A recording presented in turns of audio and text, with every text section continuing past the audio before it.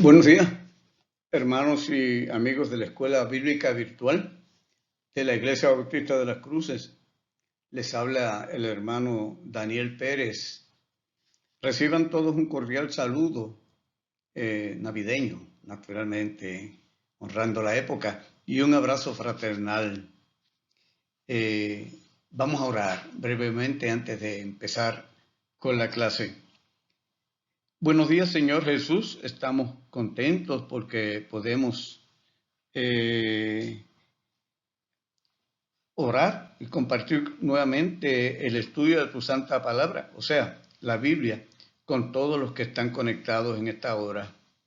Que el espíritu de la Navidad nos traiga la paz necesaria para enfrentar cada situación que se nos presente en el camino de la vida. Queremos agradarte en todo lo que realizamos, naturalmente, contando contigo primero. Honramos el verso bíblico que dice: busquemos primeramente el reino de Dios y su justicia, y todas las demás cosas serán añadidas en bendición. Mateo capítulo 6, verso 33. En el nombre de Jesús te lo pedimos todo y te damos gracias, buen Dios. Amén. Estamos en la unidad 3. Ya fue introducida en la clase anterior, en las clases anteriores. Y esa unidad lleva como tema el Evangelio según San Lucas. El título para hoy es, esta es la lección número 16, nace el Salvador. Y el verso clave dice: os ha nacido hoy en la ciudad de David un Salvador, que es Cristo el Señor. Lucas capítulo 2, verso 11, tiene como toda clase una verdad central y dice que Jesús nació para ser el Salvador del mundo, nuestro Salvador. Y la base bíblica está en el libro de Lucas, capítulo 2, verso 1, verso 4 al 12, verso 22, 25 al 32. Introducimos así. Según el título de la lección para hoy, dice: el nacimiento de Jesús, nuestro Señor y Salvador. Fue un suceso único en la historia, único y glorioso, jamás visto antes ni después en los escritos bíblicos. Jesús fue engendrado por obra del Espíritu Santo de Dios, o sea, sin intervención de varón. El Evangelio según San Mateo lo dice así: el niño Jesús nació de una virgen, sin intervención de varón. Todo fue obra del Espíritu Santo de Dios. Mateo 1, 18 al 20 y Lucas capítulo 1, verso 35. Esto debía ser así porque con el nacimiento de nuestro Señor y Salvador Jesús se iban a cumplir todas las promesas de Dios que fueron hechas por medio de los profetas a la nación judía durante muchos siglos atrás, especialmente en Isaías capítulo 7, verso 14, capítulo 9, verso 6 al 7, también el profeta Miqueas capítulo 5, verso 2, el profeta Joel capítulo 2, 28, y en el Nuevo Testamento nos lo dice en Hechos 16, verso 21. Jesús es descendiente directo del rey David. Hechos capítulo 13, verso 23. Siendo hijo de Dios, en Mateo 14, 33, vino a la tierra para hacer la voluntad de su Padre Dios. Juan capítulo 4, verso 34, capítulo 5, verso 30, capítulo 6, versos 38 al 39. El plan de Dios era y sigue siendo redimir al hombre, redimir a la humanidad, al hombre y la mujer de su pecado, para lo cual fue necesario enviar a un cordero puro y sin mancha. Y ese era, fue y es nuestro Señor y Salvador Jesucristo. El pecado del hombre y la mujer tenía que ser pagado, redimido, borrado, para que pueda así ser satisfecha la santidad y la sanidad y la justicia de Dios. La justicia de Dios está presentada por su santidad, amor, el perdón de pecados y la justificación por la fe. Romanos capítulo 5, versos 1 y 2. Jesucristo, siendo justo, tomó la culpa del hombre, o sea, nuestra culpa, y la pagó con su muerte en la cruz del Calvario.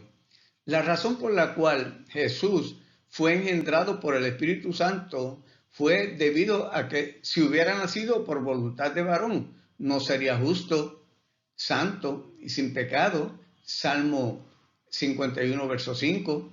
La Biblia establece bien claro con relación a todos los nacidos por voluntad humana de varón, que no hay justo ni aun uno, no hay quien busque a Dios.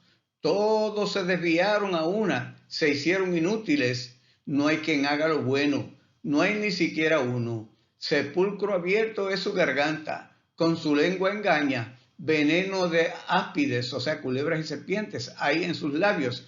Su boca está llena de maldición y de amargura. Sus pies se apresuran para derramar sangre. Quebranto y desventura hay en sus caminos y no siguen el camino de la paz. No hay temor de Dios delante de sus ojos. Así lo dijo el apóstol Pablo en la carta a los Romanos, capítulo 3, versos 10 al 18. Así describe la Biblia la condición humana, lamentablemente.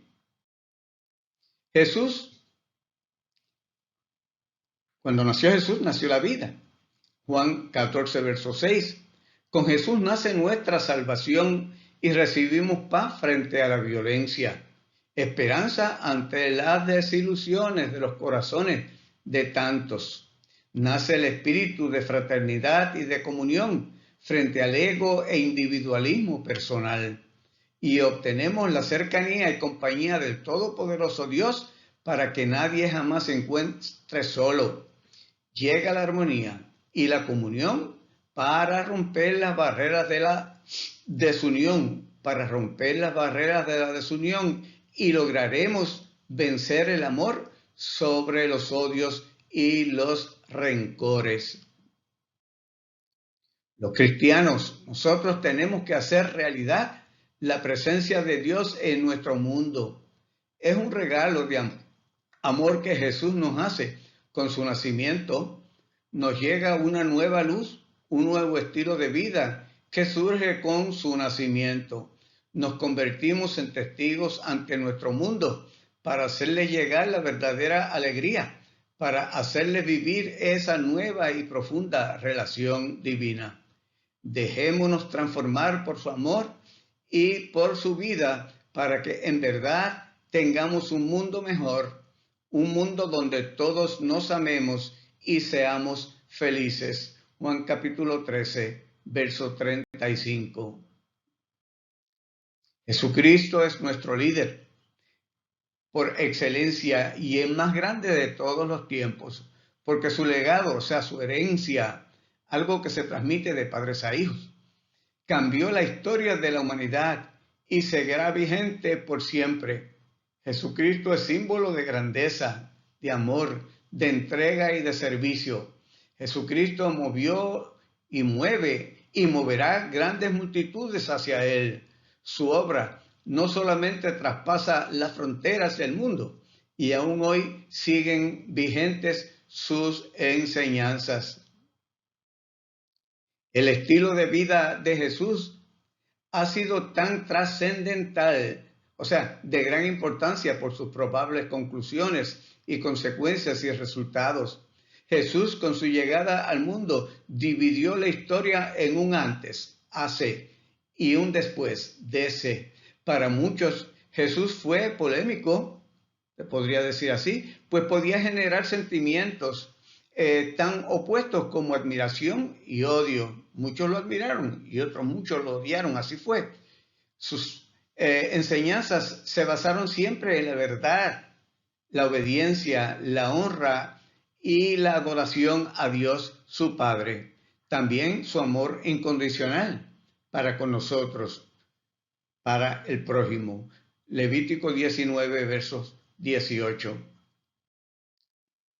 Si pudiéramos amar al prójimo como ordena Jesús, jamás nos atreveríamos a hacerle daño. Seguramente desaparecerían la violencia, las guerras, el crimen, el odio, el maltrato, el egoísmo, la envidia, el chisme, la murmuración, el discrimen, el prejuicio, etcétera, etcétera. Marcos 12, verso 31. De Jesús aprendemos a pensar primero antes de actuar. Así seremos más generosos con nuestro hermano. amigos y vecinos, e indudablemente que nos esforzaríamos más por ayudar y servir a otros sin esperar nada a cambio. Jesús dijo, a ustedes, o sea, nosotros, los que me escuchan, les digo esto, amén a sus enemigos, hagan bien a quienes los odian, bendigan a quienes los maldicen y oren por quienes los calumnian. Si alguno te golpea en una mejilla, preséntale también la otra. Si alguien te quita la capa, déjale también que se lleve la túnica. Lucas 6, 27 al 29. Lo que Jesús quiso decir es que debemos ser pacificadores en Cristo. Eso significa adoptar una actitud sabia y pasiva ante la violencia de la que podamos ser objeto. Recordemos que cuando pertenecemos a Cristo, somos ganadores, aunque aparentemente pudiéramos perder. Romanos 8, verso 28. Jesús ama a ricos y a pobres. Lleva su mensaje a buenos y a los menos buenos. Él jamás juzgó ni condenó, pero sí advertía y aconsejaba. Amaba tanto a los niños como a las prostitutas, los publicanos y ladrones. Y fue tal su entrega por nosotros que no escatimó ni su propia vida para salvar a la humanidad, para salvarnos a nosotros. Podemos afirmar entonces que Jesucristo es y será siempre el mejor ejemplo, maestro y Señor de la humanidad, el más grande de toda la historia. Aunque muchos lo han negado, existen evidencias históricas que afirman sobre su vida y su paso por el mundo. Primera parte para la clase de hoy lleva como tema el nacimiento humilde de Jesús. La humildad es una actitud del corazón, no simplemente una conducta externa. Jesús dijo que aquellos que son pobres en espíritu, o sea, humildes, tendrán el reino de los cielos. Mateo capítulo 5, verso 3. Ser pobre en espíritu significa que solo aquellos que admiten una ruina absoluta de la condición espiritual heredarán la vida eterna. Por lo tanto, la humildad es un prerequisito para el cristiano. Independientemente de la ubicación exacta del nacimiento de Jesús, la primera cama de Jesús fue el pesebre. Ese fue un indicador de su naturaleza y propósito. En lugar de venir a la tierra en medio de la opulencia, la fama y la riqueza y alrededores lujosos, el Rey de la creación, nuestro Señor y Salvador Jesucristo, propio Hijo de Dios, nació entre los animales en un humilde pesebre. Hay quienes nacieron en palacio, en cuna de oro, etc. Pero durante toda su existencia terrenal nunca realizaron nada digno de admiración y reconocimiento. Sin embargo, nuestro Salvador nació en un humilde pesebre y llegó a transformar al mundo entero. Fue, es y seguirá siendo la persona más grande de todo el universo, nuestro Señor y Salvador Jesús. Subtema de la primera parte. Dios obra por medio de las circunstancias. O sea, las circunstancias es todo lo que sucede a nuestro alrededor. Lucas 2, del 1 al 5. Dios es soberano, no hay duda de eso. Por eso puede tomar sus propias determinaciones. Él decide cómo hacer las cosas y todo lo que hace, lo hace bien y con propósito. Dios utilizó un simple censo, fíjense ustedes, ordenado por las autoridades del Imperio Romano, para que María y José tuvieran que viajar de Nazaret a Belén para registrarse allí. Ellos vivían en Nazaret y tuvieron que viajar hasta Belén, en el sur, lo cual complicaba el viaje. Además de ser tan largo, se vieron obligados a hacerlo para cumplir con la orden imperial. No cumplir con esa orden conllevaba severo castigo. Lucas capítulo 2, verso 1 nos dice, aconteció en aquellos días que se promulgó un edicto de parte de Augusto César, que todo el mundo fuese empadronado, o sea, registrado en el censo. Este mismo verso, según la traducción de la Biblia, el lenguaje actual, nos dice así: poco antes de que Jesús naciera, Augusto César, emperador de Roma, ordenó hacer un censo, es decir, una lista de toda la gente que vivía en los territorios que pertenecían al Imperio Romano, incluyendo el territorio de Belén de Judea, donde nacería Jesús nuestro Salvador. Lucas capítulo 1 versos del 4 a 7 dicen que José y María viajaron desde la región de Galilea, Nazaret de Galilea, de la ciudad de Nazaret, a Judea, la ciudad de David, que se llama Belén, por cuanto eran de la casa y familia de David, para ser empadronados, o sea, censados, participar del censo y registrados, con María su mujer desposada con él, la cual estaba encinta. Desde los tiempos antiguos, el censo fue y sigue siendo un proceso importante realizado en todos los países del mundo, ya que permiten obtener diferentes datos de la población.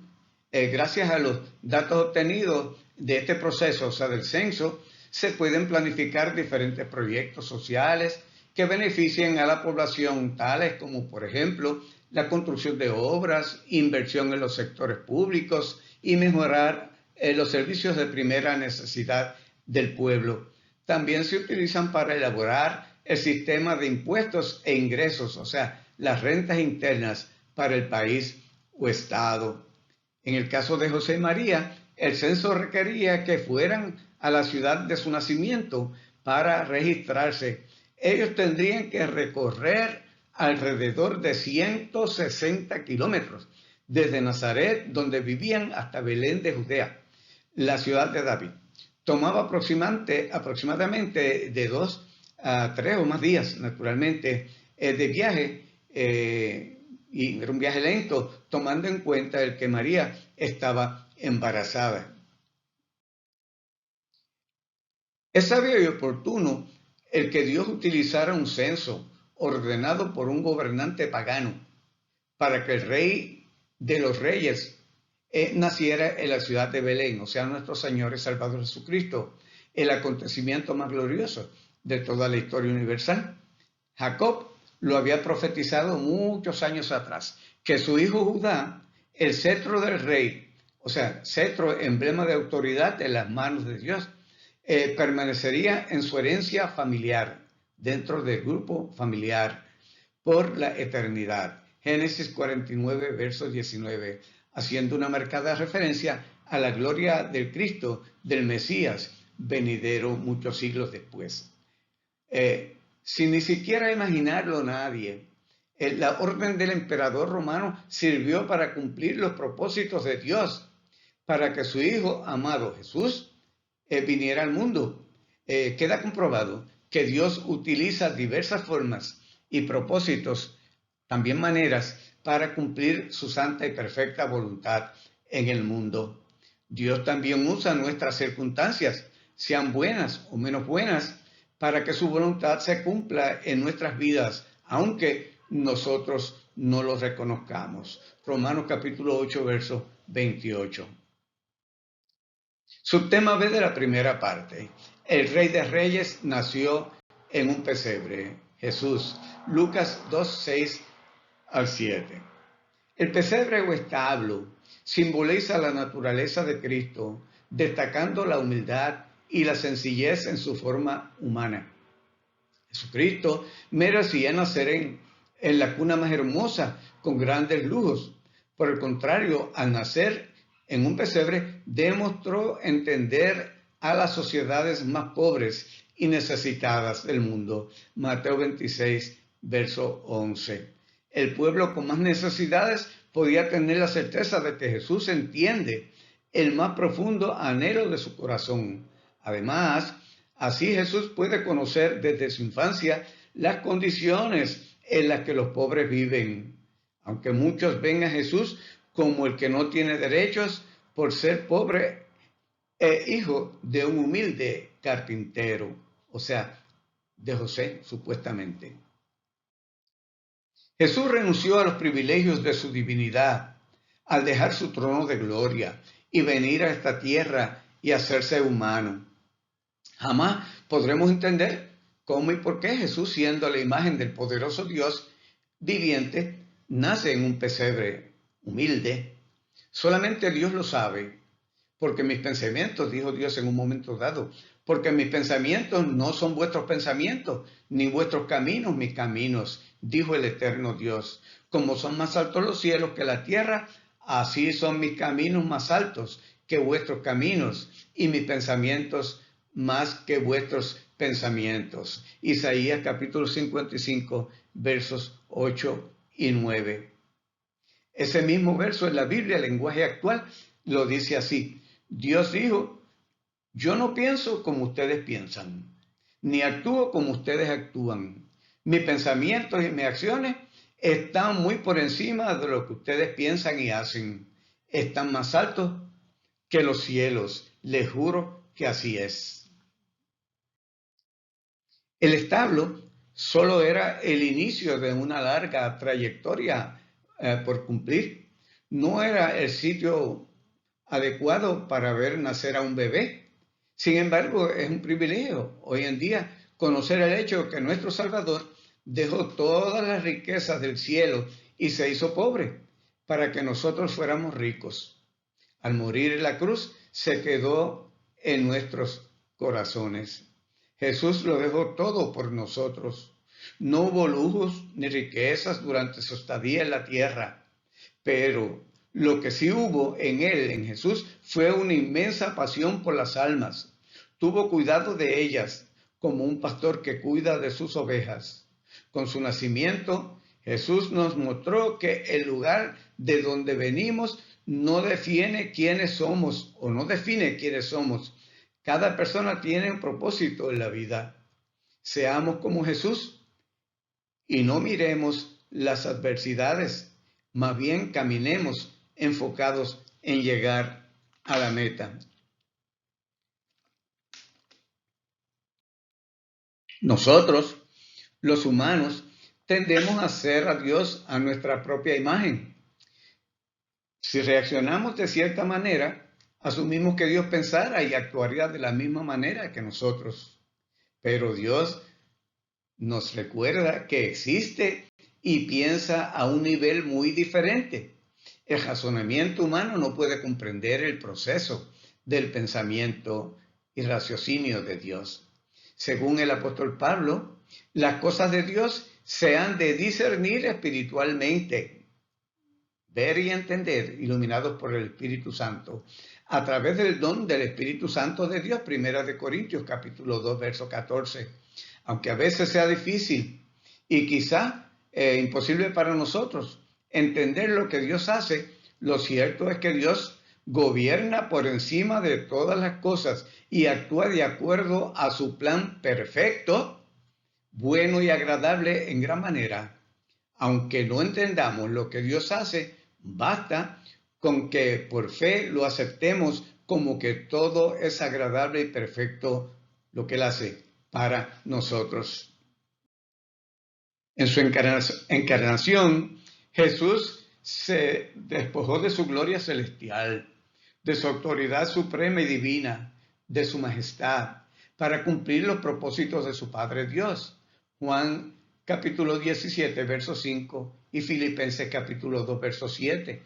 Dios pudo haber creado a otro hombre ajeno a la naturaleza humana de pecado que ya tenía nuestra raza. Seguro que podía hacerlo, pero no fue así, porque entonces ese hombre de otra naturaleza no podría representarnos para morir por nosotros, porque se requería que quien pague nuestras culpas tenía que ser de nuestra misma naturaleza, no de otra. Por eso Jesús era y es Dios, hecho humano, tomó nuestra propia naturaleza, nacido de mujer de carne y hueso, como nosotros, de nuestra misma naturaleza. Jesús se despojó a sí mismo de su gloria para vivir, padecer y sufrir por nosotros. Segunda parte de esta lección, el anuncio angelical. Cuando los ángeles anunciaron que había nacido Jesús, no fueron al palacio del rey Herodes, que era el rey vigente, ni donde los líderes religiosos a darle la noticia del suceso, sino que fueron al campo abierto, donde estaban unos humildes pastores de ovejas cuidando sus rebaños durante la noche. Subtema de la segunda parte se proclaman las buenas nuevas, o sea, buenas nuevas son noticias. Lucas capítulo 2, verso 8 al 14. El verso 9 al 11 nos dice así: y aquí, como fue esa experiencia para los pastores, y aquí se les presentó un ángel del Señor, y la gloria del Señor los rodeó de resplandor, y tuvieron gran temor. Pero el ángel les dijo: no temáis, porque aquí os doy nuevas de gran gozo, que será para todo el pueblo, que os ha nacido hoy en la ciudad de David un Salvador, que es Cristo el Señor. Los primeros en recibir el mensaje del nacimiento del Mesías fueron unos humildes pastores de ovejas, mientras estaban cuidando los rebaños durante la noche fría. En las Sagradas Escrituras, o sea, en la Biblia, se nos menciona muchos personajes bíblicos que anunciaron el nacimiento del Mesías. Para mencionar algunos, por ejemplo, el rey David, el profeta Daniel, el profeta Zacarías, etcétera, etcétera. Pero el profeta que más destaca el nacimiento de Jesús es Isaías, cuando dice: por tanto, el mismo Señor les dará una señal. He aquí que la Virgen concebirá y dará a luz un hijo, y llamará su nombre Emmanuel. Isaías 7:14. Un retoño brotará del tronco de Isaí, y un varón o un vástago de sus raíces dará fruto. Isaías 11, verso 1. Y sobre él, o sea, sobre Jesús, reposará el Espíritu del Señor Dios, Espíritu de sabiduría y de inteligencia, Espíritu de consejo y de fortaleza, Espíritu de conocimiento y de temor del Señor. Isaías 11, verso 2. Subtema B de la segunda parte. Las buenas noticias son bien recibidas. Lucas 2, 15 al 20. Los pastores creyeron en el anuncio de los ángeles y no dudaron. En ningún momento dudaron. E hicieron como se les ordenó. Fueron al pesebre. Efectivamente, cuando los pastores llegaron al pesebre, hallaron a María y a José y al niño acostado en el pesebre. Y al verlo, dieron a conocer a José y a María lo que habían escuchado de los ángeles del cielo sobre el niño. Y todos los que oyeron lo que dijeron los apóstoles, los pastores, se maravillaron de lo que ellos decían, o sea, los pastores. Lucas capítulo 2, versos 10 al 13 y el 16 al 18. El testimonio especial de los pastores, eran hombres justos y santos, tenían en relación con el nacimiento de Cristo, no estaba limitado a la noche del nacimiento del Salvador, sino que para cada uno de ellos fue un llamamiento de por vida. Su historia tenía que contarse a la familia, a los amigos, a los vecinos, a todo el mundo. Tenía que contarse en los tribunales del templo, y desde allí se divulgaría por sí misma entre todas las naciones de la tierra. Lucas nos dice que después de que los pastores vieron al niño acostado en un pesebre, ellos dieron a conocer lo que se les había dicho acerca del niño. Lucas 2, 16 y 17.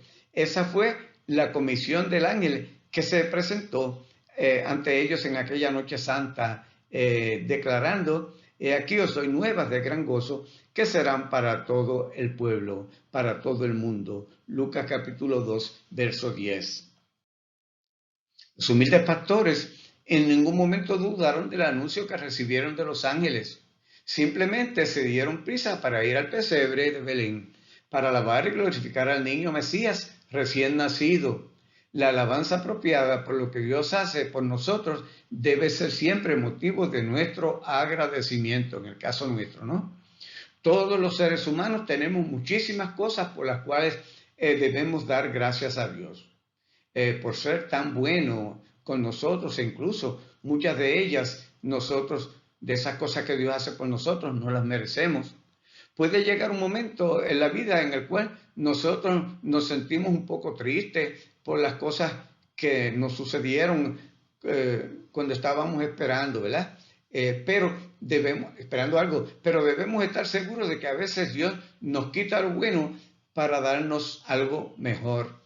En esos momentos, cuando sentimos que desfallecemos, debemos de pensar en las cosas buenas que nosotros tenemos. Por ejemplo, amigos, familia, hijos, la salvación eterna, etc.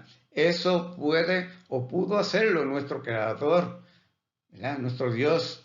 Además, nuestro Creador, Jesucristo, murió en la cruz y pagó por todos nuestros pecados. Tercera parte de la lección, contemplando la salvación de Dios por nosotros. Dios envió a su Hijo para el mundo, para que el mundo pudiéramos contemplar que sus promesas se cumplen.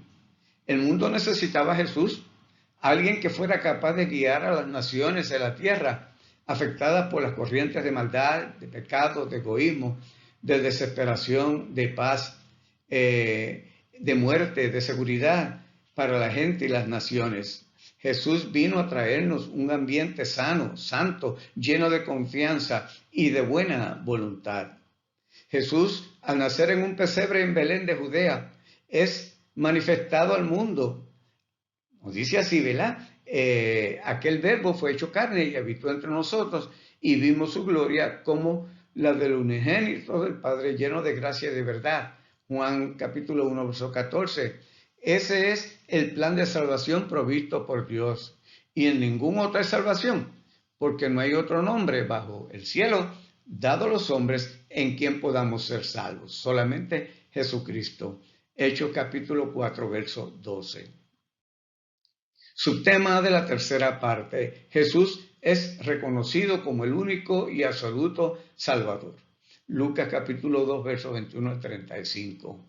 Son solo los méritos de la muerte de Cristo, los méritos de la muerte de Cristo en la cruz, que nos justifican al hacer reparación justa por nuestros pecados. Y esta justificación está aplicada personalmente a nosotros por medio de nuestra fe. Pero ya que Cristo al fin ha venido y llevó a cabo su sacrificio salvador, el camino de la salvación es el de la fe en Él y en su ministerio pascual. El apóstol Pedro proclama el camino de la salvación, que es el camino de la fe en Jesucristo de Nazaret y en Él crucificado. Primera de Corintios capítulo 2, verso 2. Por esta razón, Cristo dio a sus apóstoles la misión y a nosotros la misión de proclamar la buena nueva de la salvación al mundo entero, a personas de cada cultura y religión, porque Cristo es para todos. La meta de esta misión es presentar, proclamar y predicar la buena nueva, la buena noticia a todos los que podamos alcanzar con nuestra voz y nuestros escritos, e invitarlos a arrepentirse y creer en Jesucristo para su salvación, justificación, porque el perdón de también para que tengan perdón de sus pecados y una vida nueva a la luz con Dios. Subtema B de la tercera parte. Jesús es proclamado Salvador. Lucas capítulo 2, versos 36 al 38. El mensaje de Jesucristo comenzó a proclamarse, aunque todavía era un bebé. Los ángeles y los pastores se encargaron de eso. Ellos fueron los primeros que hablaron a otros acerca del niño recién nacido. También Ana, una anciana profetisa, la cual era viuda, hablaba a todos en el templo del niño Jesús recién nacido, a todos los que esperaban la redención. Lucas capítulo 2, verso 38. Cuando Jesús recién nacido es llevado al templo de Jerusalén para ser presentado al Señor, como era la costumbre, a los 8 días presentarlo con un pequeño obsequio o regalo, se señala que era había un hermano en la iglesia que se llamaba Simeón, era anciano ya, de quien el citado evangelio señala que era justo y piadoso y esperaba la consolación de Israel, señalándose además que poseía un espíritu profético, ya que se le había sido revelado por el Espíritu Santo de Dios que no vería su muerte antes de haber visto al Cristo, al Hijo de Dios, a Jesús. Al entrar Jesús en brazos de sus padres, se acercó al niño y le dedicó su famoso cántico. Ahora, Señor, tu promesa está cumplida. Ya puedes dejar que tu siervo muera en paz, porque he visto la salvación que has comenzado a realizar ante los ojos de todas las naciones, la luz que alumbrará a los paganos y que será la honra de tu pueblo Israel.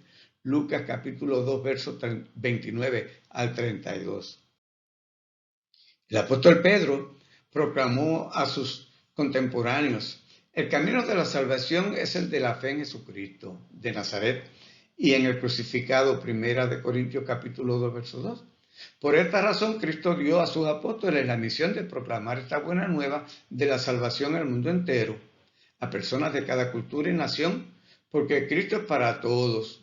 Y la nación porque Cristo tiene la meta, y es que esta misión de presentar y proclamar y predicar la buena nueva a todos los que podamos alcanzar con nuestra voz y nuestros escritos, e invitarlos a arrepentirse y creer en Jesucristo para su salvación, justificación, el perdón de sus pecados y una vida nueva a la luz con Dios, con una clara esperanza de vida eterna con Dios después de la muerte.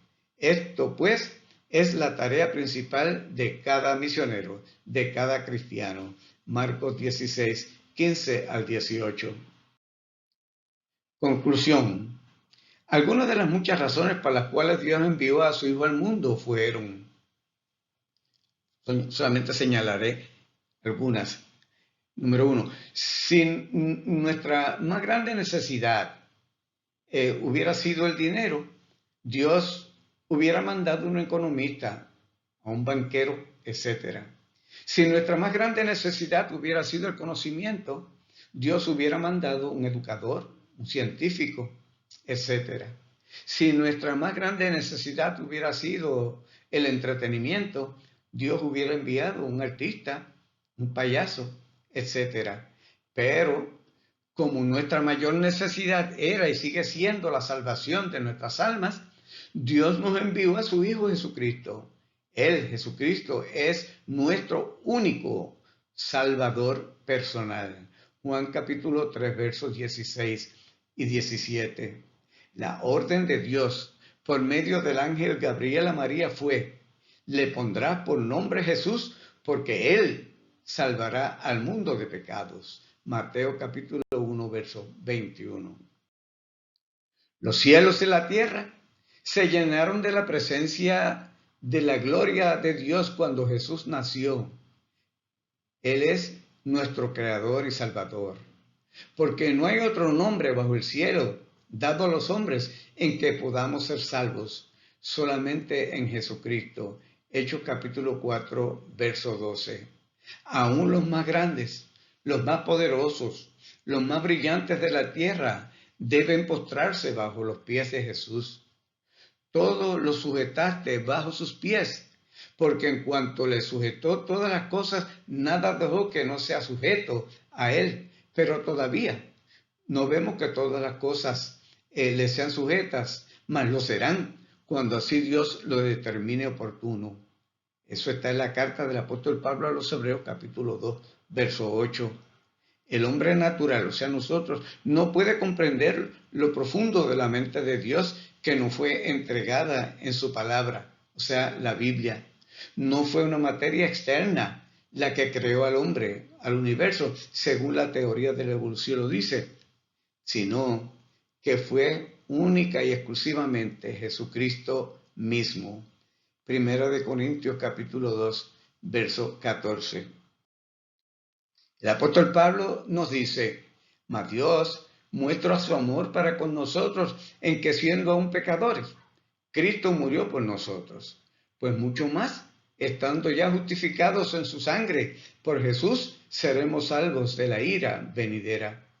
Fuimos reconciliados con Dios por la muerte de su Hijo. Mucho más estando reconciliados, seremos salvos por su vida. Romanos capítulo 5, versos del 8 al 11. Y nosotros decimos, gracias Dios, por una salvación tan grande. Amén. Oremos para concluir. Te agradecemos, Señor, porque hemos escogido la mejor parte, tal como lo hacía María de Betania cuando tú llegabas a su casa. Siempre te recibió con agrado y estuvo pendiente a todo lo que tú querías decirle. De la misma manera, queremos hacer nosotros, que tus enseñanzas sean luz a nuestro camino e inspiración para seguir tus pasos durante toda nuestra vida. En el nombre de Jesús te lo rogamos y te damos gracias, buen Dios. Amén.